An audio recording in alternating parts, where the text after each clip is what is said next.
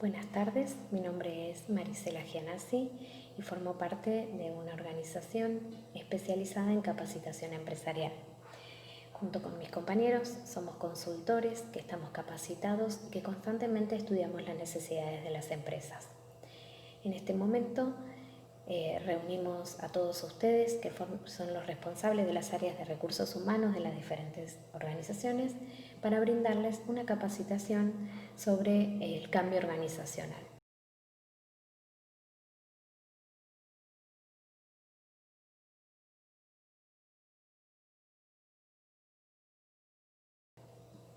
Sabemos que en la actualidad las organizaciones deben enfrentarse a nuevas normativas, a nuevos productos, a cambios en la tecnología, a una mayor competencia, por lo que frente a esto el cambio, la rapidez en el cambio es fundamental.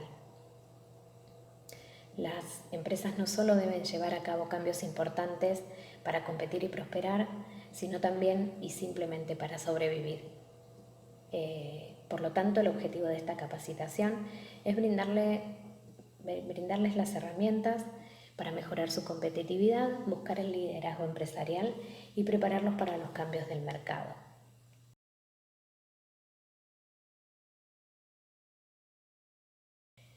Vamos a comenzar hablando un poco de lo que es el cambio organizacional. Lo definimos como aquella capacidad de las organizaciones para adaptarse al ambiente en el cual están inmersas, que es dinámico y cambiante, con el fin de la supervivencia. El cambio organizacional es un proceso que contiene 3 etapas bien diferentes y caracterizadas. La primera etapa es la de descongelación, que implica el abandono de viejas ideas y prácticas y quiere decir que la organización comprendió la necesidad de cambiar. La etapa siguiente es la denominada etapa de cambio, que implica la adopción de nuevas prácticas, donde las personas empiezan a pensar y a actuar de manera diferente.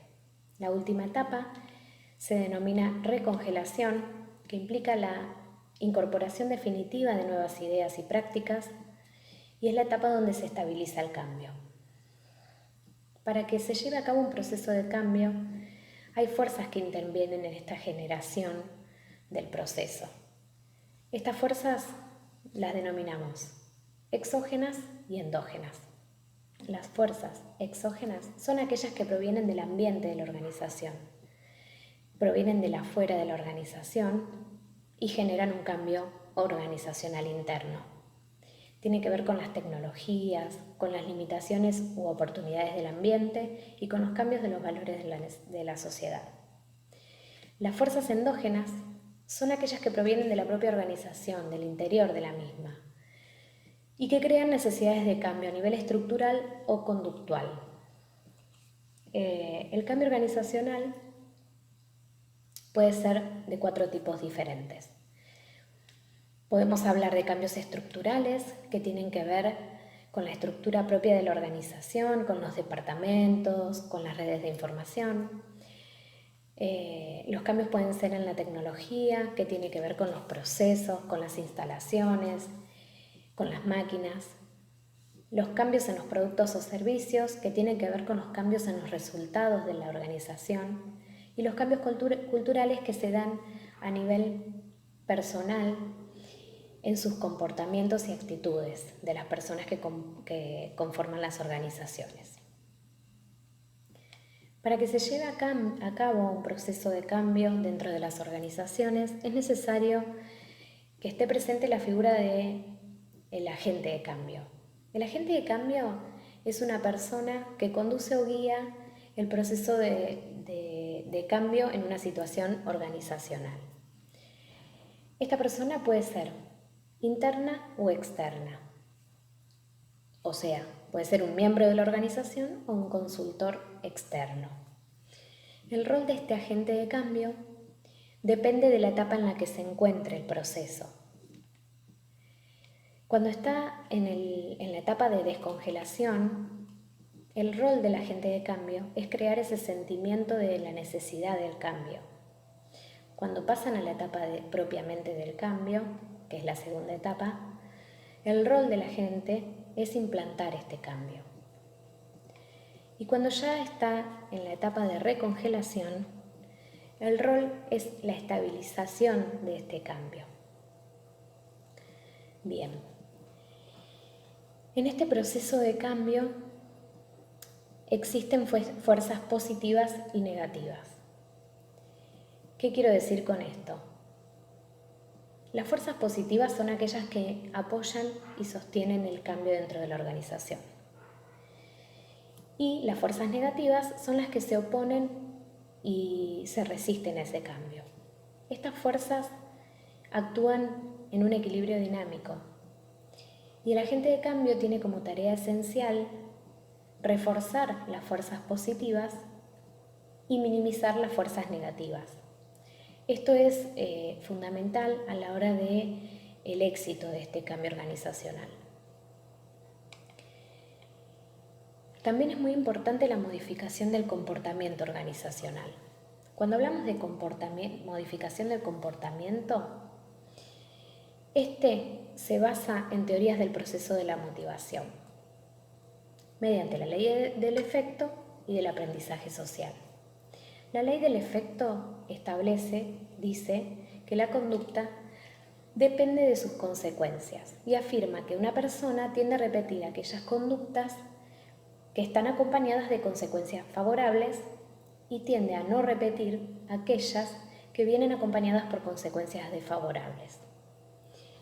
Por otro lado está la ley del aprendizaje social, que sostiene que los empleados no necesariamente tienen que aprender de sus propias experiencias, sino que es probable que lo hagan observando el comportamiento de otros y viendo qué consecuencias traen aparejado esos comportamientos. Existen programas de reforzamiento mediante los cuales se aplica un estímulo llamado reforzador que hace que aumente la probabilidad de que una conducta se repita en el futuro. Esos programas de reforzamiento condicionan el comportamiento, es decir, un administrador motiva a los empleados alentando comportamientos que desea que repitan y desalienta aquellos comportamientos que desea que no se repitan, como por ejemplo el ausentismo o las ineficiencias. Para esto hay dos tipos de refuerzos: los refuerzos positivos y los refuerzos negativos. Los refuerzos positivos son los que aparejan un comportamiento con recompensas o retroalimentación. ¿Qué quiere decir esto? Que, por ejemplo, una persona que vende zapatos recibe el 10% por cada par de zapatos vendidos. ¿Cuál es el comportamiento deseado frente a esto? La venta de zapatos, que va aparejada con la recompensa económica. Por otro lado está el refuerzo negativo, que es cuando la persona actúa para detener un estímulo desfavorable, es decir, el individuo se retira de una situación indeseable cuando se presenta el comportamiento no deseado. Los principales programas de reforzamiento utilizados son los de reforzamiento continuo, que es cuando se refuerza el comportamiento deseado cada vez que éste aparece, y el programa intermitente de reforzamiento intermitente, que se da con una frecuencia suficiente como para que valga la pena repetir el comportamiento. En cuanto a estos programas, estamos convencidos de que los programas variables tienden a llevar a un mejor desempeño que los programas fijos. Vamos a pasar a hablar un poquito de las metas. ¿Por qué nos parece importante el tema de las metas? Porque la fijación de metas puede implicar el establecimiento de objetivos específicos, medibles, alcanzables y limitados en el tiempo. Estas metas pueden ser a largo, intermedio o corto plazo. La diferencia, obviamente, es el tiempo necesario para alcanzarlas. Las metas a corto plazo son aquellas que se esperan lograr en un corto periodo de tiempo, que puede definirse de acuerdo a los objetivos a largo plazo. Están también las metas personales,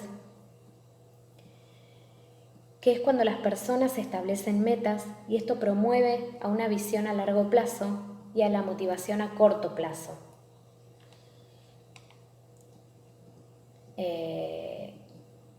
Después podemos clasificar, tenemos diferentes tipos de metas, que son las metas de dominio, donde el objetivo principal es mejorar y aprender cosas nuevas para dominarlas. Están las metas de desempeño, que el principal objetivo es mostrar las habilidades que uno tiene a los demás. Y las metas de evitación, que el objetivo principal es evitar o acabar pronto el trabajo. Bueno, dicho esto, le voy a dar paso a mi compañero que va a continuar con la capacitación y bueno, después podemos ver qué dudas surgen. Muchas gracias. La resistencia al cambio organizacional. Se denomina resistencia al cambio organizacional a todas aquellas situaciones organizacionales en las cuales las personas deben modificar ciertos hábitos o rutinas, pero se niegan por miedo o por dificultad a realizar algo nuevo o diferente. La resistencia al cambio organizacional que presentan las personas varía dependiendo, por lo general, de las experiencias previas y de la capacidad y disposición que presentan las personas para afrontar los cambios. Algunas personas se resisten al cambio organizacional por miedo al desconocido, por miedo al cambio de rutinas, por miedo al cambio de hábitos. Es muy importante señalar que el ser humano es un animal de hábitos y le agrada tener todo bajo control. En consecuencia, las situaciones nuevas pueden generar caos, incertidumbre y descontrol. Sin embargo, existen personas que consideran el cambio organizacional como una oportunidad para mejorar, aprender y superarse. Esto último depende de la edad de la persona, de la experiencia de la persona, del hecho de que la persona esté habituada a los cambios y de cuán abierto y receptivo sea el individuo con respecto a los cambios. Es importante que los ejecutivos conozcan las causas o motivos de la resistencia al cambio organizacional con el fin de predecir la forma que ésta puede adoptar. La primera causa es el deseo de no perder algo valioso. En este caso, las personas se enfocan en los intereses propios y no en los de la organización, y la resistencia se manifiesta como politiquería. El comportamiento politiquero surge a veces cuando lo que es beneficioso para una persona no lo es para otras personas o grupos o para la organización en su totalidad. En algunas oportunidades se manifiesta como la pelea pública entre dos o más facciones de una misma organización, sin embargo suele ser mucho más sutil. La segunda causa es la mala comprensión respecto del cambio y sus implicancias. Las personas también pueden resistirse al cambio debido a la mala comprensión de las implicancias del cambio y la percepción de que las pérdidas podrían ser mayores que las ganancias. Otra causa son las evaluaciones distintas. La gente también se resiste al cambio organizacional cuando evalúan la situación de la organización de una manera muy diferente con respecto a quienes proponen el cambio y consideran que tiene más costos que beneficios. Otra causa es la baja tolerancia al cambio. Existen personas que se resisten al cambio organizacional porque temen no ser capaces de desarrollar las nuevas habilidades y comportamientos que el cambio organizacional requiere de ellos mismos. Es importante señalar que los seres humanos tenemos una capacidad limitada con respecto a los cambios, sin embargo existen personas que tienen una limitación mayor con respecto a otras. A su vez, las personas se resisten al cambio organizacional para no quedar en evidencia, ya que aceptar el cambio sería, a su juicio, admitir que algunas de las decisiones o creencias anteriores estaban erradas. Por último, las personas también pueden resistirse al cambio organizacional por la presión de sus pares o por la actitud de un supervisor. Si bien la resistencia al cambio organizacional no presenta formas estandarizadas, es importante señalar y dividir la resistencia al cambio abierta e inmediata y la resistencia al cambio implícita o diferida. La resistencia abierta e inmediata se produce cuando un cambio es propuesto y rápidamente los empleados responden mediante quejas, trabajando más lentamente, amenazando con ir a huelga o mediante conductas similares. La resistencia al cambio implícito diferida se caracteriza por esfuerzos de resistencia implícita mucho más sutiles. Por ejemplo, la pérdida de la lealtad a la organización, la pérdida de la motivación al trabajo, el aumento del ausentismo por enfermedad, el aumento de los errores, entre otros. Esta clase de resistencia nubla el lazo que existe entre la fuente de la resistencia y la reacción a ello. En el corto plazo, un cambio organizacional puede producir una reacción mínima, mientras que en el largo plazo, la resistencia puede emerger y representarse. Los ejecutivos deben conocer determinadas prácticas o nociones que permiten lidiar y vencer la resistencia al cambio organizacional. La primera práctica consiste en la educación y comunicación. Una de las formas más comunes de superar la resistencia al cambio organizacional es educando a las personas con anticipación. La comunicación de las ideas ayuda a las personas a apreciar la necesidad de un cambio y su lógica. El proceso de educación puede incluir conversaciones individuales, presentaciones ante grupos, memorandos e informes. Se utiliza en situaciones donde existe falta de información y comunicación y análisis inexactos. La ventaja de este método consiste en que una vez que se persuade a las personas, generalmente éstas ayudarán en la implementación del cambio. La desventaja que posee este método es el tiempo, ya que se puede demorar mucho si existen muchas personas involucradas. La segunda práctica es la participación y compromiso. Los iniciadores del cambio pueden evitar una posible resistencia mediante el involucramiento de los posibles opositores en alguno de los aspectos del diseño e implementación. En algunos casos, la participación y el compromiso de las personas es necesario para que el cambio tenga éxito. Se utiliza cuando los iniciadores no cuentan con toda la información necesaria para diseñar el cambio y cuando las personas tienen un poder de resistencia considerable. La principal ventaja de este método es que las personas que participan estarán comprometidas con la implementación del cambio y a su vez toda la información que éstas cuenten se integrará al plan de cambio. La principal desventaja de este método es que se puede tardar mucho si los participantes diseñan un cambio inadecuado. La tercera práctica es la facilitación y apoyo. Una de las formas por las cuales los ejecutivos pueden manejar una posible resistencia al cambio organizacional es brindando apoyo. El proceso de facilitación y apoyo puede incluir capacitar a las personas en nuevas habilidades, darles tiempo libre después de periodos de trabajo prolongados y exigentes, o simplemente escuchar y brindar apoyo emocional. Se utiliza cuando la gente se resiste por problemas de adaptación. La principal ventaja de este método es que no existe ningún otro método más eficaz que este cuando existen problemas de adaptación. Y la desventaja es que puede tardar mucho, ser costoso y aún así fallar. La cuarta práctica es la negociación y acuerdo. Los ejecutivos también pueden manejar la resistencia al cambio organizacional ofreciendo incentivos a los opositores actuales o potenciales. Se utiliza en situaciones donde claramente ciertas personas o grupos perderán con el cambio y a su vez dichas personas o grupos tienen un poder de resistencia considerable. La ventaja de este método es que puede resultar una manera relativamente fácil de evitar una resistencia mayor. Y la desventaja de este método es que puede llegar a ser demasiado costoso si alerta a las personas para que negocien su cumplimiento. La quinta práctica es la manipulación y cooptación. En algunas situaciones los ejecutivos recurren a esfuerzos encubiertos con el fin de influir en los demás. Una forma de manipulación es la cooptación. La cooptación sobre una persona suele significar darle una función deseable en el diseño o implementación del cambio.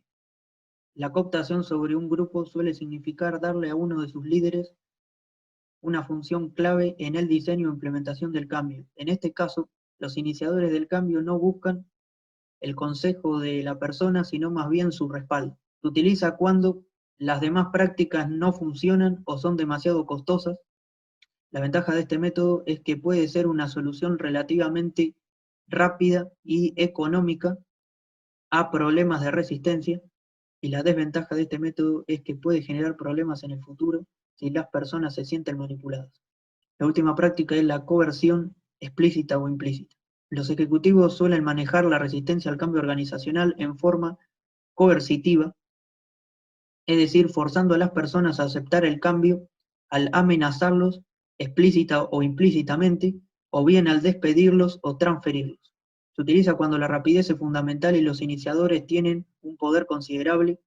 La ventaja de este método es que es rápido y permite vencer cualquier tipo de resistencia, y la desventaja es que puede llegar a ser peligroso si la gente se enoja con los iniciadores del cambio. Los esfuerzos exitosos de cambio organizacional se basan en la aplicación hábil de varios métodos o prácticas, existiendo combinaciones muy distintas. Sin embargo, todos los esfuerzos exitosos comparten dos características en común. La primera característica consiste en la utilización de los métodos o prácticas teniendo en cuenta sus fortalezas, pero también sus limitaciones. Y la segunda característica consiste en el análisis de la situación en forma realista. Los errores vinculados al manejo de la resistencia al cambio organizacional. El error más común consiste en la utilización de un solo método o práctica o de un conjunto limitado de métodos sin importar la situación en que se encuentre la organización.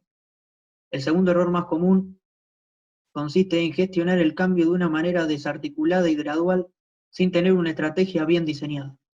La inteligencia emocional. La inteligencia emocional es una forma de interactuar con el mundo que tiene muy en cuenta los sentimientos y que engloba habilidades como el control de los impulsos, la motivación, el entusiasmo, la agilidad mental, entre otras. Todas estas habilidades configuran rasgos de carácter como la compasión, la autodisciplina o el altruismo, los cuales son indispensables para una buena y creativa adaptación social. Los componentes de la inteligencia emocional son: 1. Conocer las propias emociones, lo cual es una buena guía con respecto a las elecciones vitales. 2. Manejar las emociones, lo cual permite a la persona sobreponerse y recuperarse con rapidez de los reveses de la vida. 3. Automotivación, la cual permite a la persona cumplir objetivos y estar conforme de los logros. 4. La empatía, es decir, la capacidad de reconocer los sentimientos de los demás, lo cual es fundamental para establecer relaciones sociales y vínculos personales. Y 5. Manejar las relaciones, es decir, saber actuar de acuerdo a las emociones de los demás. Esto último determina la capacidad de liderazgo y la popularidad de la persona. La inteligencia emocional y el cambio organizacional. Las personas deben desarrollar nuevas características con el fin de adaptarse o más bien destacarse en el mundo laboral. Para las organizaciones, encontrar a la persona que mejor se destaca en un determinado ámbito es cuestión de tiempo y dinero, mientras que encontrar a la persona más apta es mucho más difícil. Esto último involucra competencia técnica e inteligencia emocional. Estas características que deben desarrollar las personas con el fin de adaptarse y destacarse en el ambiente laboral son: la empatía, es decir, percibir lo que sienten los demás sin decirlo. La falta de oído emocional puede conducir a la torpeza social. Otra característica es la influencia, la cual requiere manejar con efectividad las emociones ajenas. La influencia permite que las personas sean potentes comunicadores y que dominen a un gran público. En consecuencia, los convierte en líderes. Otra característica es el contagio de las emociones, es decir, influir en el estado de ánimo de los demás. Nuestras emociones actúan como captadores de atención y en consecuencia operan como advertencias, señales, invitaciones, alarmas, entre otros. Otra característica es el manejo de las emociones ajenas. Esta estrategia aprovecha el contagio emocional. Se basa en que cada uno es parte del equipo emocional de los otros para bien o para mal. Siempre estamos activándonos mutuamente distintos estados emocionales. Otra característica es el manejo de los conflictos, es decir, la capacidad de la persona para negociar y resolver desacuerdos. Otra característica es el liderazgo, es decir, la capacidad de la persona para inspirar y guiar a otros individuos o grupos. Y la última característica que es importante destacar es ser catalizador de cambios, es decir, la capacidad de la persona para iniciar o manejar los cambios organizacionales. Estrategia para el cambio. Con respecto a la elección de la estrategia para el cambio, los esfuerzos de cambio que son exitosos son aquellos que son coherentes a nivel interno y se ajustan a ciertos factores situacionales clave. Las opciones estratégicas de una organización se ubican en un continuo estratégico. En un extremo del continuo estratégico, específicamente el izquierdo, la estrategia de cambio organizacional requiere una implementación muy rápida, un plan de acción claro y escasa participación de los demás. Esta estrategia permite eliminar cualquier tipo de resistencia. En el otro extremo del continuo estratégico, específicamente el extremo derecho, la estrategia de cambio requiere una implementación mucho más lenta, un plan de acción menos definido y la participación de varias personas además de los iniciadores del cambio. Cuanto más apegada se encuentre la estrategia al extremo izquierdo, mayor tendencia a ser coercitivo y menor tendencia a la utilización de otras prácticas o métodos como por ejemplo la participación. Punto exacto donde se debe ubicar estratégicamente la iniciativa de cambio de la organización depende de 4 factores situacionales clave. El primer factor es la cantidad y tipo de resistencia que se prevé. Cuanto mayor sea la resistencia prevista, el ejecutivo deberá acercarse más al extremo derecho del continuo estratégico. El segundo factor es la posición del iniciador frente a los opositores, especialmente respecto al poder. Cuanto menor sea el poder del iniciador, el ejecutivo deberá acercarse más hacia la derecha del continuo estratégico. El tercer factor es la persona que tiene la información necesaria para diseñar el cambio organizacional y la energía necesaria para implementarlo. Cuanto más piensen los iniciadores del cambio organizacional, que se requiere la información, participación y compromiso de los demás, el ejecutivo deberá acercarse más al extremo derecho del continuo. Y el último factor situacional clave es aquello que está en juego. Cuanto mayor sea el riesgo, en el corto plazo, si la situación actual no cambia, el ejecutivo deberá acercarse más hacia el extremo izquierdo del continuo estratégico. Implicancias para ejecutivos. Un ejecutivo puede mejorar las probabilidades de éxito en un esfuerzo de cambio de la siguiente manera. El primer paso consiste en realizar un análisis organizacional que identifique la situación actual, los problemas y las fuerzas que pudieron generar dichos problemas. El segundo paso consiste en realizar un análisis de los factores importantes para el cambio necesario. El tercer paso consiste en seleccionar una estrategia basada en el análisis anterior que especifique la velocidad del cambio, la cantidad de planificación previa y el grado de participación de los demás. A su vez, que seleccione prácticas o tácticas específicas y que sea coherente en sí misma. El cuarto paso consiste en supervisar todo el proceso de implementación del cambio organizacional. Voy a mencionar los principales motivos por los cuales el cambio fracasa. Si bien hay cierto aspecto negativo del cambio que es inevitable, hay otros aspectos que son evitables si se tienen en cuenta ciertos errores frecuentes en la implementación del cambio. Estos errores son 8 y son los siguientes. El primer error es permitir un exceso de complacencia. El error más grande que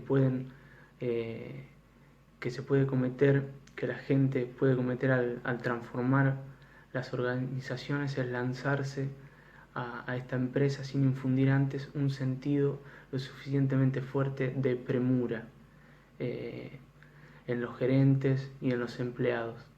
Este es un error bastante grave o fatal porque no se logran las transformaciones o no se logran los objetivos cuando los niveles de complacencia en una organización son elevados.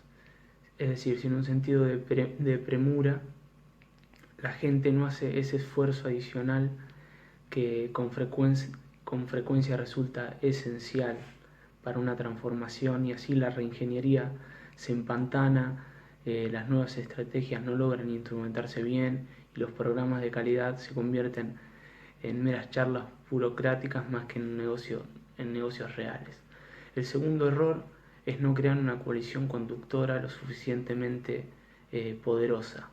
En las transformaciones exitosas, el presidente, el gerente de división o el jefe de departamento, junto con personas con el compromiso de lograr una mejoría en el desempeño, se reúnen para construir un equipo. En los casos con mayor éxito, esta coalición siempre es poderosa desde un punto de vista de los títulos formales, información, experiencia, reputación, relaciones y capacidad de liderazgo.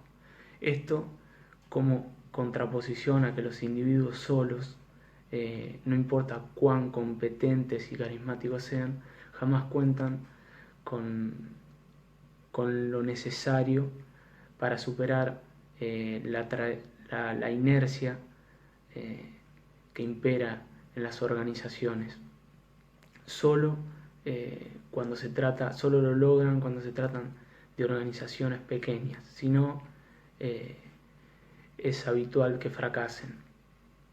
El fracaso en estos casos está asociado a su vez en subestimar las dificultades para producir el cambio y en consecuencia el no tener en cuenta esta coalición conductora fuerte. El tercer error es subestimar el poder de la visión. Si bien la premura y el equipo orientador, la coalición fuerte, son condiciones necesarias, son insuficientes para el cambio fundamental. Y entre los elementos restantes para la transformación exitosa, ninguno es tan importante como una visión sensata. La visión tiene una función esencial para producir el cambio,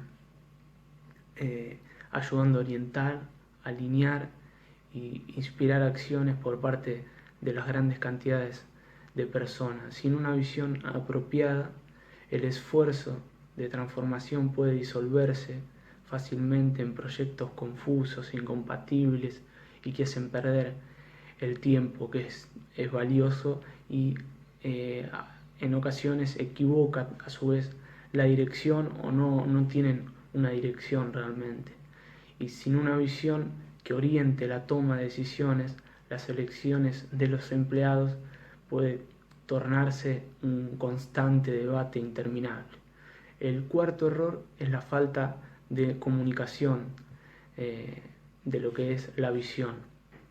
El cambio esencial suele ser imposible a menos que la mayoría de los empleados estén dispuestos a ayudar. Esa es la importancia de la comunicación, porque deben realizarse sacrificios a corto plazo y que es muy probable que la gente no acepte si no está convencida de que esos sacrificios a partir de esos sacrificios obtendrán un beneficio potencial a futuro, y que los cambios que se están implementando y la transformación es posible. Son tres los patrones que llevan a una comunicación ineficaz. El primero es un grupo de hecho que desarrolla una visión transformadora bastante buena, pero luego procede a promoverla convocando apenas unas pocas juntas, y sus integrantes, quienes reciben esta visión, utilizan únicamente una reducida fracción de comunicación y reaccionan con asombro cuando la gente receptora no comprende el nuevo enfoque. El segundo es cuando la cabeza de la organización dedica un tiempo considerable a hacer discursos ante un grupo de empleados, pero la mayoría de sus directivos permanece virtualmente en silencio, y si bien la comunicación es mayor al ítem anterior, sigue siendo inadecuada o ineficaz. En el tercer caso se invierten mucho más esfuerzos en boletines informativos y discursos, pero algunos individuos más notorios siguen comportándose en forma antiética, lo que entorpece o es inconveniente para el nuevo mensaje y lo boicotea, por así decirlo. El quinto error es permitir que los obstáculos bloqueen la nueva visión.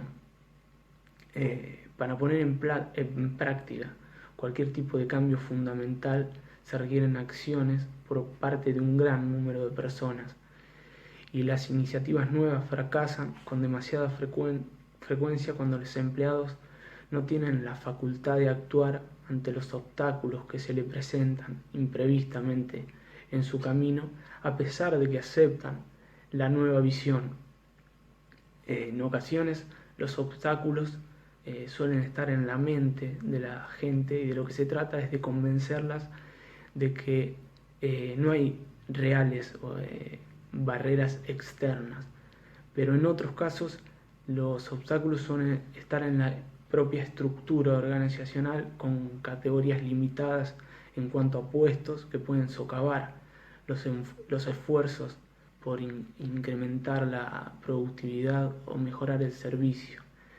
Siempre que personas capaces y bien intencionadas, porque como dije, aceptan la visión, evitan enfrentar obstáculos, les restan facultad, les restan facultad a los empleados y socavan los cambios, que es lo que se busca. El sexto error es no dar lugar a triunfos a corto plazo.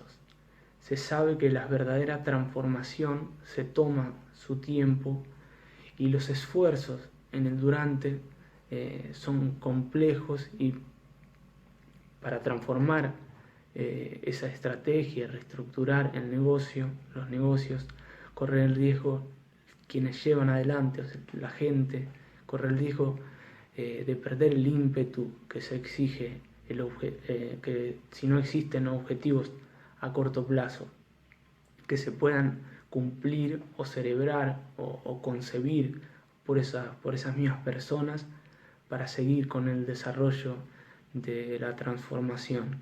Y la mayoría de la gente se niega a recorrer largos trechos si no persiguen evidencias contundentes en el transcurso de 6 o 18 meses, las cuales comprueben que el sentido del cambio está produciendo los resultados esperados, que la dirección que se tomó para el cambio es la adecuada.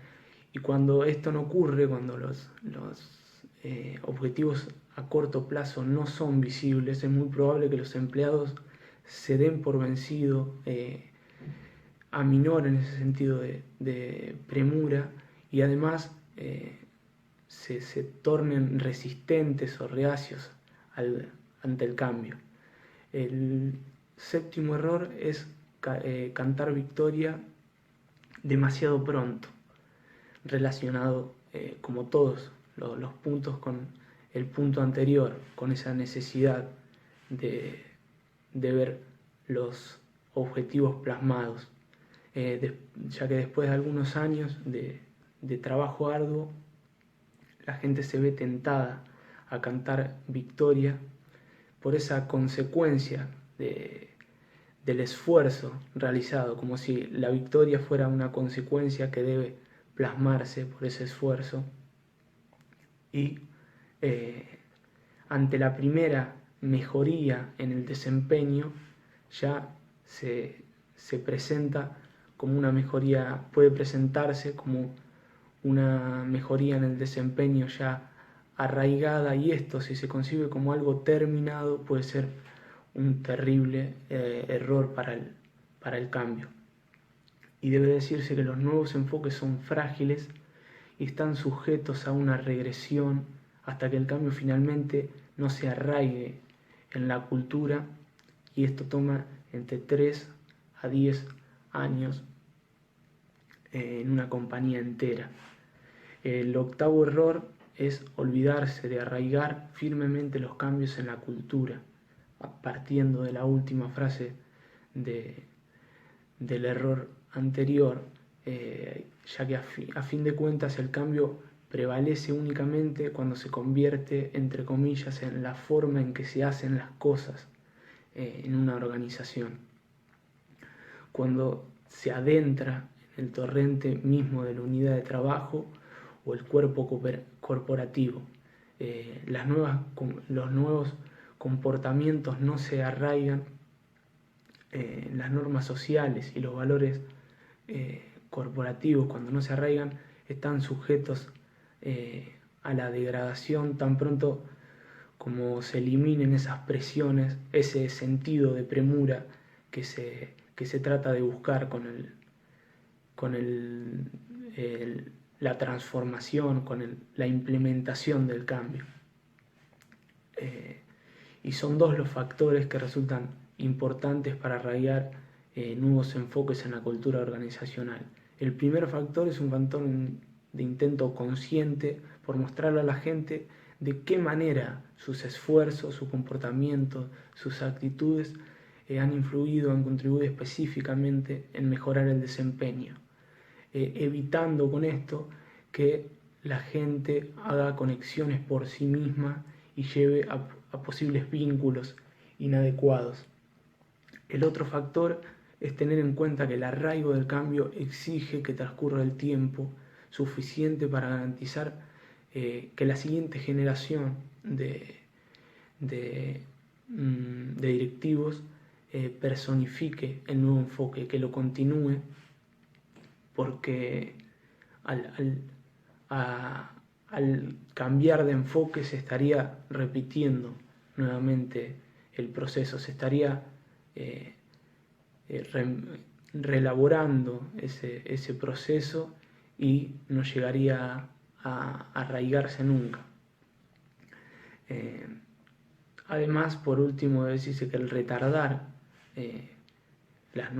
estas iniciativas da como consecuencia, da lugar a una resistencia innecesaria, a frustrar a los empleados y en ocasiones a sofocar el cambio que es necesario. Y además de estos 8 errores, existen otras consecuencias directas como que las nuevas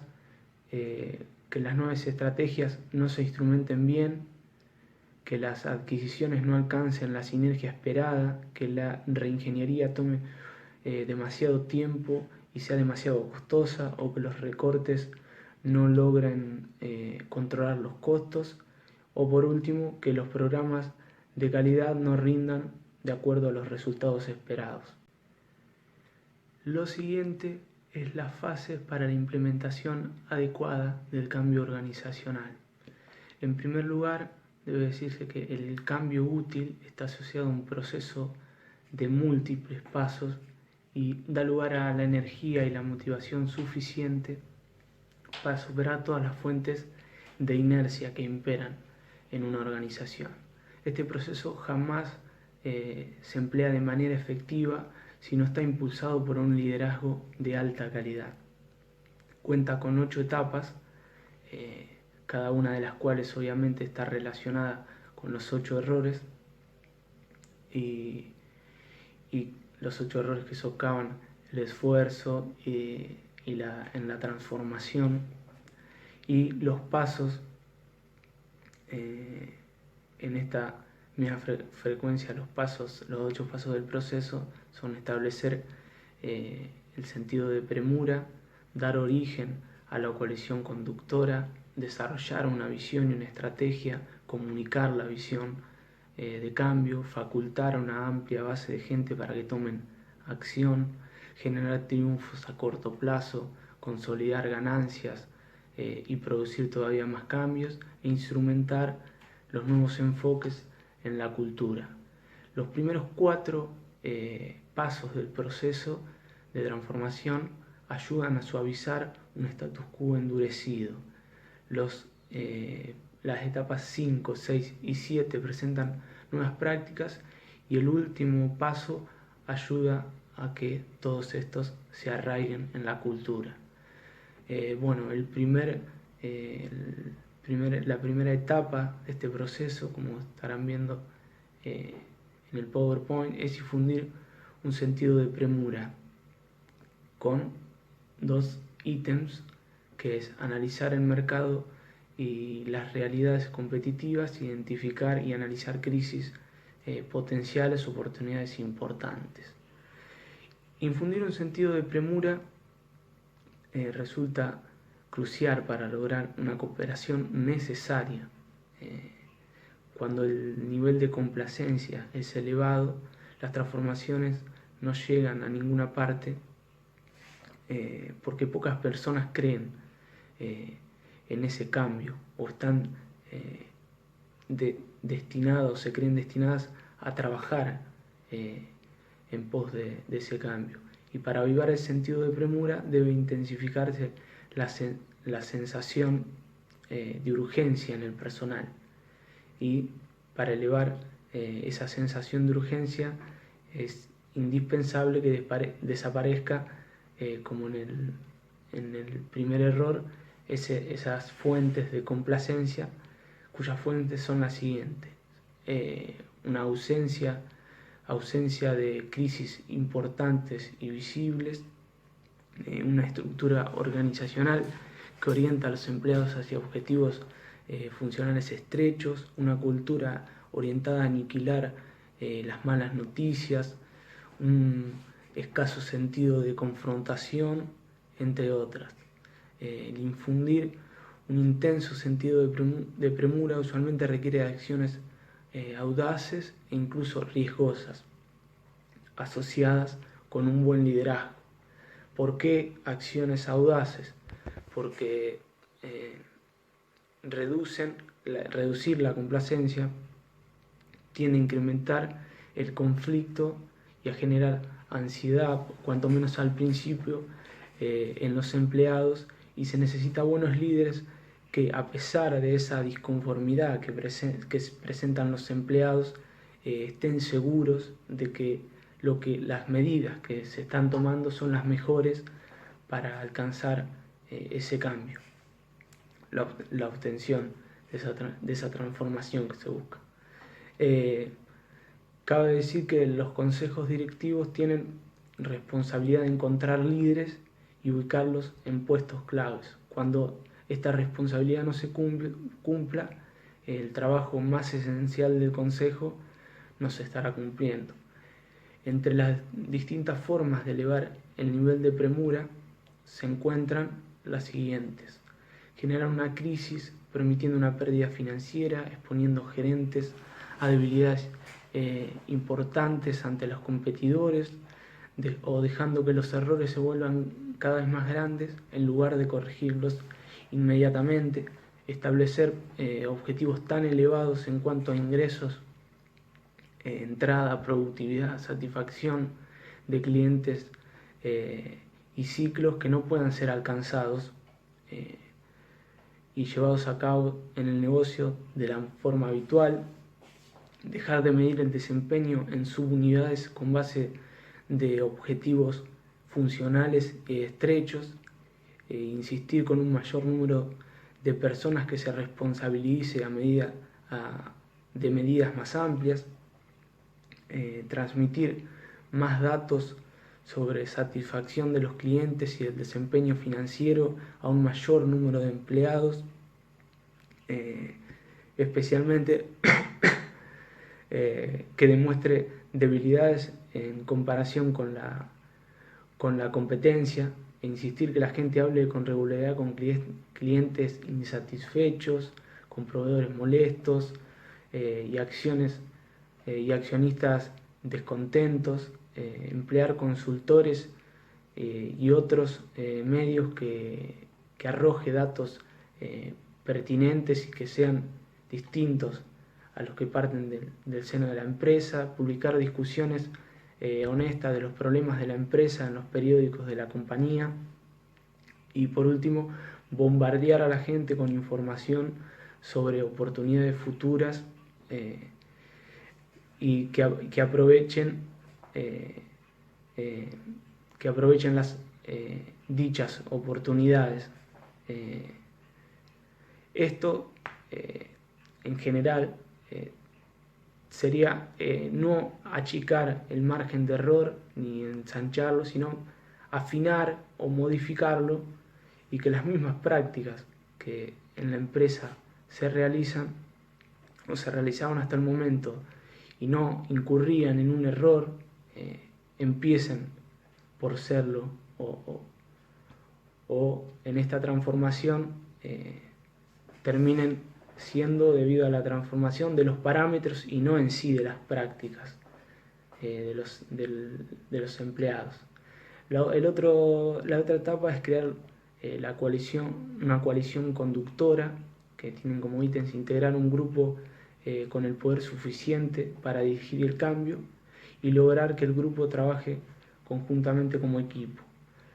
Como el cambio esencial resulta difícil de lograr, se requiere una fuerza poderosa para sustentar ese proceso.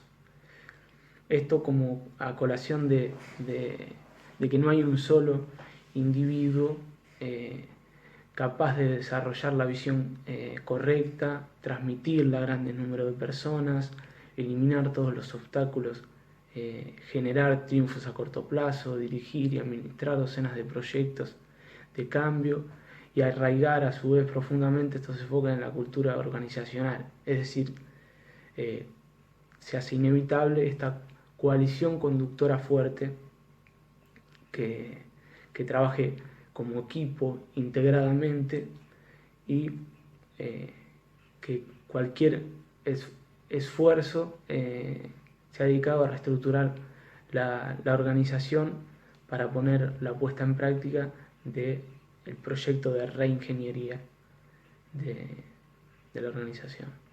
Teniendo en cuenta también el ámbito actual, debe decirse que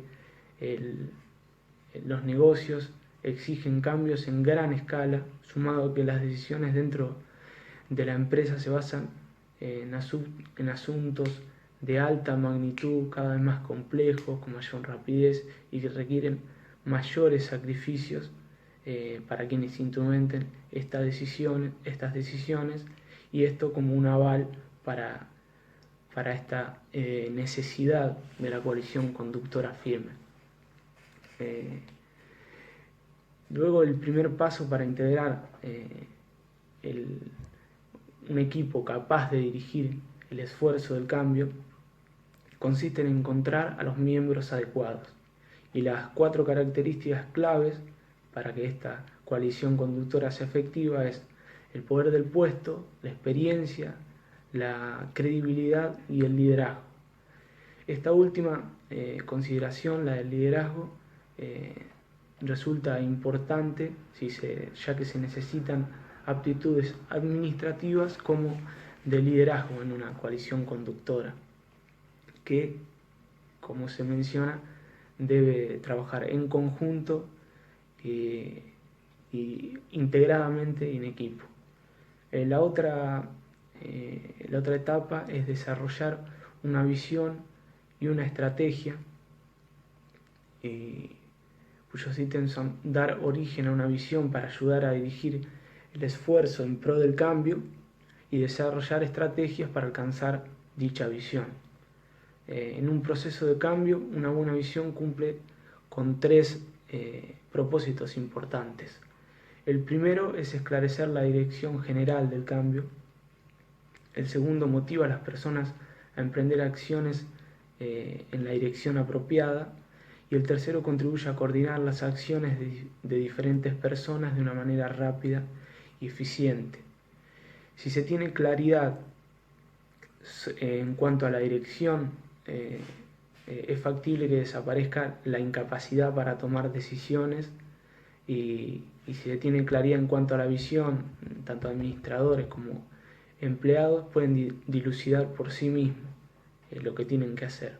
Esto podría relacionarse con el error de los obstáculos que se le presentan a los empleados, que podrían dilucidarlos por sí mismos y no estancarse en esos obstáculos imprevistos que se le presentan. Las visiones efectivas cuentan con 6 características que son imaginables, deben ser imaginables, transmite una imagen de lo que será futuro, debe ser deseable, que apela a los intereses a largo plazo de empleados, clientes, accionistas y otras personas con intereses en la empresa, factibles, que se compone de objetivos realistas y capaces de ser alcanzados, centrada, que es lo suficientemente clara y para brindar una orientación a la hora de tomar decisiones, flexible, es que es lo suficientemente general y que admite da lugar a una iniciativa individual y permite respuestas alternativas a la luz de las condiciones cambiantes, y comunicable, por último, que es factible de comunicar y factible también de ser comprendida con éxito. Ahora bien, la reingeniería, la reestructura y otros programas de cambio nunca funcionan bien a la larga si no están orientadas por visiones que apelan a la mayoría de las personas que tienen algún interés en la empresa, tanto empleados, clientes, accionistas, proveedores. Pueden ser que una buena visión exija a su vez sacrificios. Hay algunos de estos grupos, pero con el objeto de dar paso siempre a un futuro mejor. Ese es el objetivo, y nunca ignorando los intereses legítimos a largo plazo de estas personas. Y por otro lado, la visión corporativa, que no está profundamente arraigada en la realidad de los mercados de productos o servicios, se convierte frecuentemente o incurre en cierto, se resiente, por así decirlo, incurre en cierto fracaso, y las visiones efectivas siempre están enfocadas para guiar a los empleados, para comunicar cuáles son las acciones importantes y cuáles las que se salen de la realidad. Por último, las visiones de transformación más efectivas en los últimos años comparten ciertas características que son las 4 siguientes. Son lo suficientemente ambiciosas para obligar a la gente a salir de su lugar de confort o su rutina, o su sentido de complacencia si se toma el primer error frecuente. Además, en forma general aspiran a brindar productos o servicios cada vez mejores, a mejor relación costo-beneficio, es decir, a costos cada vez más bajos. Aprovechan las tendencias fundamentales en este nuevo sistema, especialmente la globalización y las nuevas tecnologías, y por último no intentan explotar a nadie, sino que se amparan o tienen cierto sentido moral en su proceder. Mi nombre es Enrique Soya. En esta parte de la exposición voy a hablarle de cómo comunicar el cambio, pero primero hay que saber que el cambio puede satisfacer un propósito útil si únicamente lo comprenden un grupo reducido de personas claves. Pero el auténtico poder de la visión del cambio ocurre cuando la mayoría de las personas que integran la organización o la empresa realizan las mismas actividades, o sea que varios departamentos pueden comunicarse por realizar una misma actividad y tienen una misma dirección. Al tener esta misma dirección se está diciendo que van a compartir un futuro, lo cual generará un aumento de la motivación y una clase de acciones que se tomarán para lograr estas transformaciones.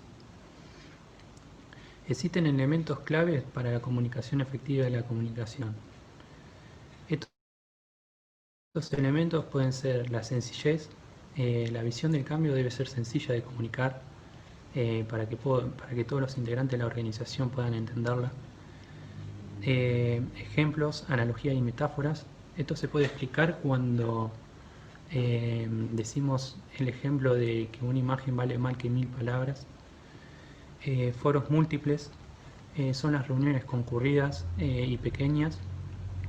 Los comunicadores y periódicos, las interacciones formales e informales, y en general son todos aquellos medios necesarios para poder comunicar de manera efectiva esta visión. Se necesita un liderazgo efectivo para poder llevar a cabo esta visión, y poder guiar a todos los integrantes de la organización. Y después se encuentra el toma y daca, que se interpreta como que la comunicación bilateral es mucho más poderosa que la comunicación unilateral. Ahora, hablando de cómo facultar a los empleados el poder de emprender acciones de alto alcance. ¿A qué nos referimos con esto? A que primero se debe deshacer de los obstáculos,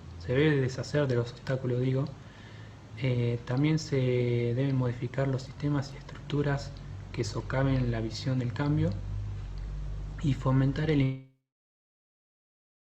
impulso a correr riesgos, a realizar ideas y todo aquello que salga de lo tradicional. ¿Cómo lograrlo? A partir de facultar una base que se encarguen de eliminar todos aquellos obstáculos que dificulten la visión del cambio, también denominados barreras. Pueden ser también las estructuras formales que dificultan que los empleados puedan actuar.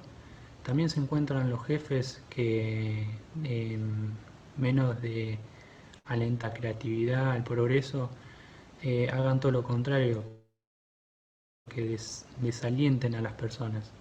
Y también ahí se encuentran algunas áreas de información del personal, de cual también producen que los empleados no puedan actuar.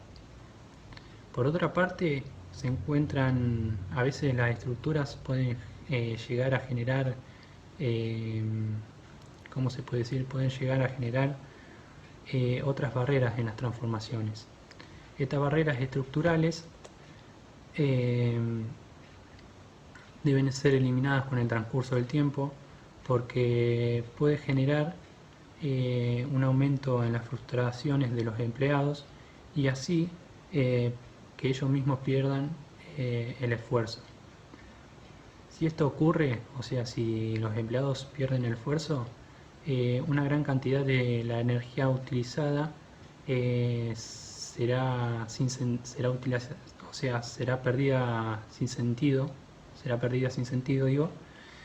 y no podrá ser utilizada para las nuevas acciones para lograr la visión del cambio.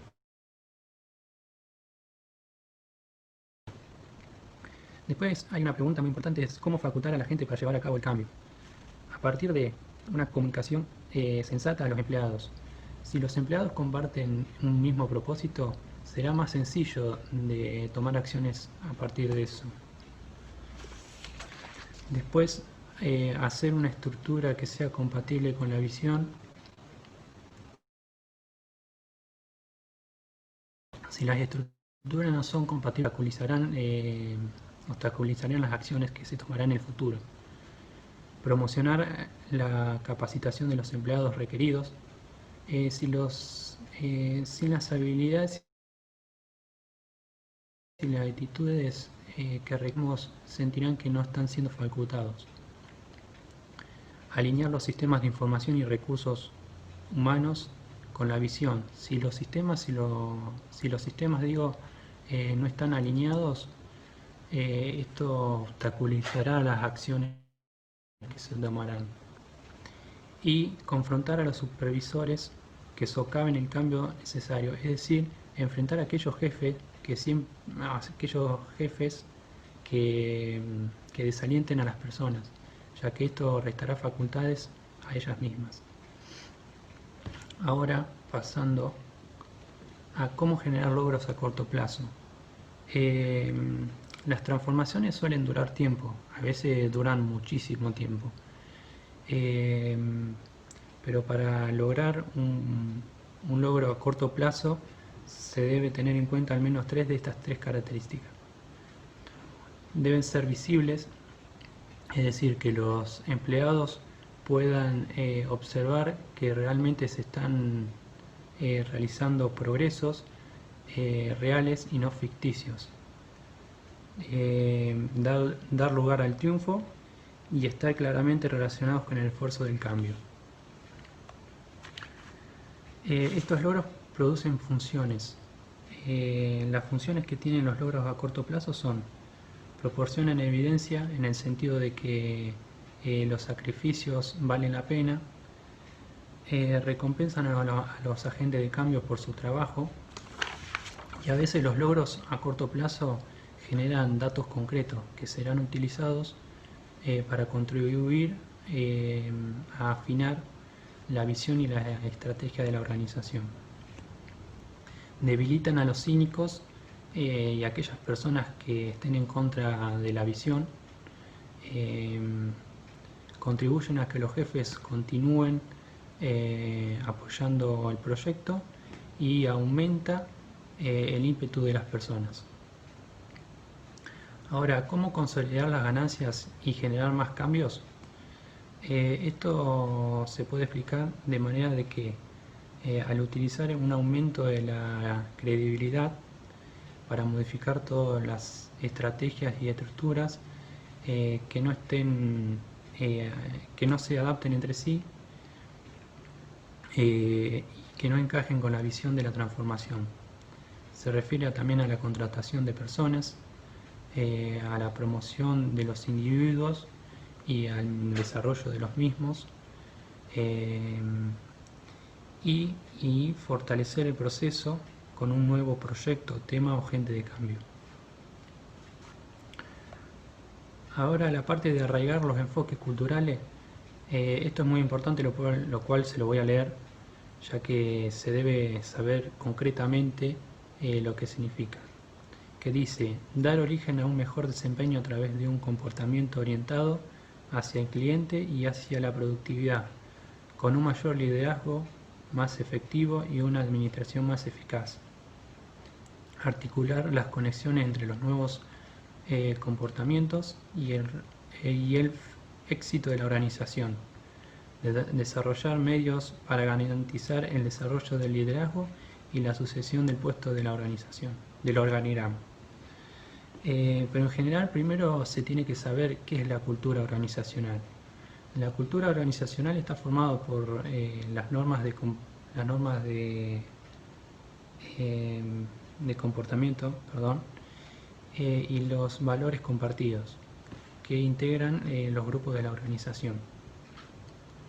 Las normas de comportamiento se refiere a cómo se comportarán y qué actitudes tendrán los integrantes de la organización. Y los valores compartidos son los objetivos, metas que los integrantes de los grupos de la organización o de la empresa tienen como objetivo. Pero la cultura es muy importante y casi es muy difícil de modificarla, ya que a partir de la cultura organizacional se podrá ver cómo será la conducta humana.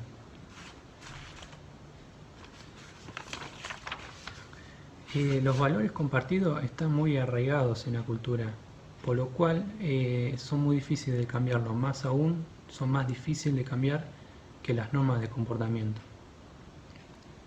Cuando las nuevas prácticas originadas en las transformaciones no son compatibles con la cultura organizacional, estas tienden a generar una regresión, es decir, se se desintegrarán, porque no son compatibles con la misma. Las transformaciones en un grupo de trabajo o en una empresa pueden desintegrarse, ya que los nuevos enfoques no son compatibles con las normas, los objetivos, los valores grupales de la organización.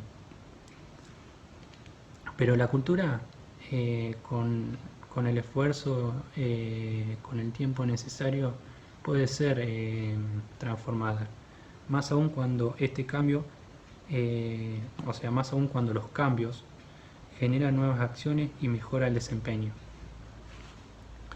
Pero para arraigar el cambio en la cultura, debe tenerse en cuenta lo siguiente: ocurre al último y no al principio, es decir, que las normas y los valores de los grupos de la empresa ocurre al finalizar la transformación. Depende de los resultados. ¿A qué nos referimos con esto? A que los nuevos enfoques, si los nuevos enfoques no superan a los viejos, esto puede ser muy complicado, ya que no ocurrirá el cambio. Requiere de mucha comunicación, como todo cambio cultural, bueno, como todo cambio en general, requiere de mucha comunicación, ya que las personas, si no son comunicadas y advertidas de lo que viene, no tendrán la voluntad de seguir, más de seguir al líder, si no le comunica cómo llegar al cambio. A veces puede complicar la rotación de las personas, o sea, a veces puede ampliar, a veces puede implicar la rotación de personas, o sea, a veces el cambio cultural implica que se tengan que ir personas de la organización. Es más, a veces son removidas aquellas personas clave de la misma.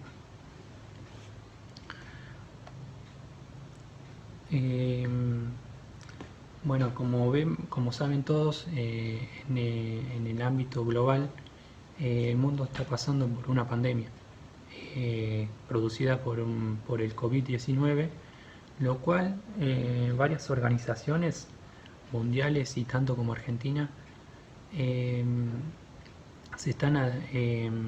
están, ¿cómo se puede decir? Se están adecuando o se están adaptando al cambio que esta pandemia produce, generando nuevas actividades, nuevas relaciones, nuevos comercios,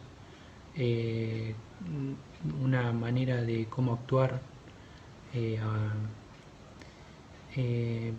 para poder enfrentar el cambio y que estas empresas puedan sobrevivir y no llegar a la quiebra, como algunas empresas está ocurriendo, ya que la pandemia impide que las personas tengan que ir a trabajar y muchas fábricas están cerradas. Pero ahí tenemos algunos ejemplos de algunas empresas y organizaciones que se están adaptando a esta pandemia, lo cual, por ejemplo, está Walmart, que es una empresa en el cual implementó un sistema en que las personas tendrían que ingresar al sitio web de la misma para seleccionar un supermercado para que las personas puedan abastecerse de las necesidades que requieren, y a partir de esa inscripción podrán sacar un turno y poder asistir a ese supermercado, lo cual impedirá que no se acumule tantas personas. Después está otra empresa de manufactura, manufactura, ¿sí? Como Gucci, que es una empresa muy importante y de alto nivel, lo cual esta pandemia produjo que su producción de ropa en general, de calzados, indumentaria y muchas cosas más, se reduzca, lo cual como principal objetivo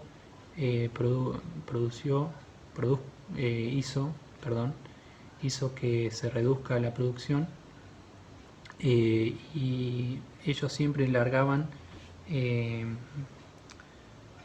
5 colecciones por año, lo cual se redujo a solo largar 2 colecciones por año. Al igual que otras empresas de manufacturería, se pusieron a favor de la pandemia y empezaron la producción de aquellos productos de protección, como barbijos, en general barbijos o máscaras, porque alcohol en gel y otros medios para poder evitar la infección o poder agarrarse del virus lo hacen otras empresas.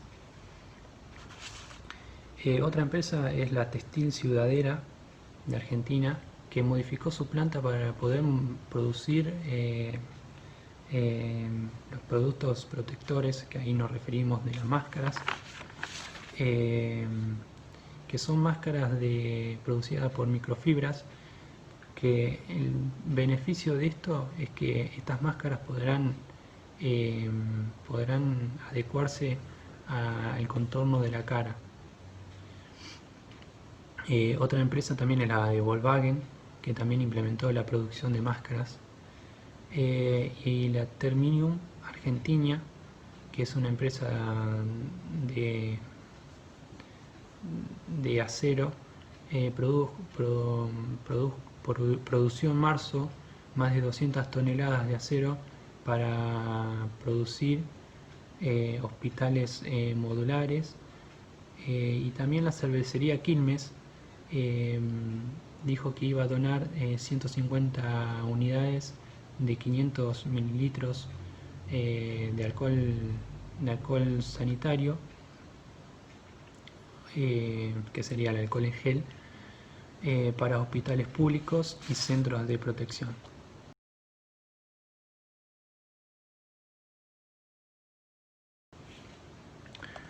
Ahora, como para finalizar nuestro trabajo, generamos la conclusión. Esta conclusión se basa en que todas las organizaciones deben estar comprendidas por administradores que constituyan a la creación de estructuras que produzcan la conexión y la coordinación y el control de las actividades. Todos los programas que se lleven a cabo deben estar relacionados con las metas y los objetivos de las empresas. Como todas las empresas, estas están activas en un ambiente, lo cual este ambiente es muy dinámico y muy cambiante, lo cual las empresas tienen que estar en constante revisión de poder cambiar con el ambiente para poder sobrevivir, ya que este ambiente está lleno de sorpresas.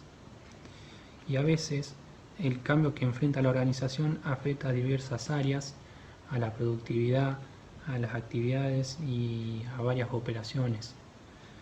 Y es más, a veces las personas tienen miedo de seguir este cambio, ya sea por miedo, frustraciones y entre otras más complicaciones.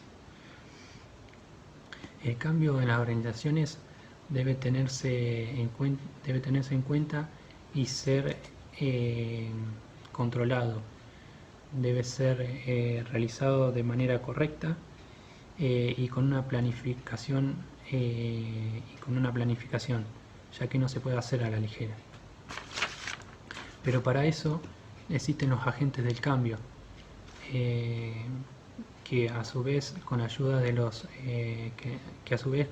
las áreas o los departamentos de recursos humanos y otras herramientas y métodos permiten que el cambio organizacional sea hecho de manera concreta y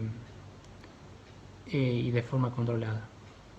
Como para finalizar, creemos que el cambio organizacional debe ser muy bien planificado, debe tener una gran motivación, debe tener un gran reforzamiento y un gran líder para llevar a cabo este cambio, llevando así a que se asegure un aumento de la productividad, un trabajo seguro, una calidad en las áreas y en las actividades de la producción, y entre otros. Doy finalizado esta explicación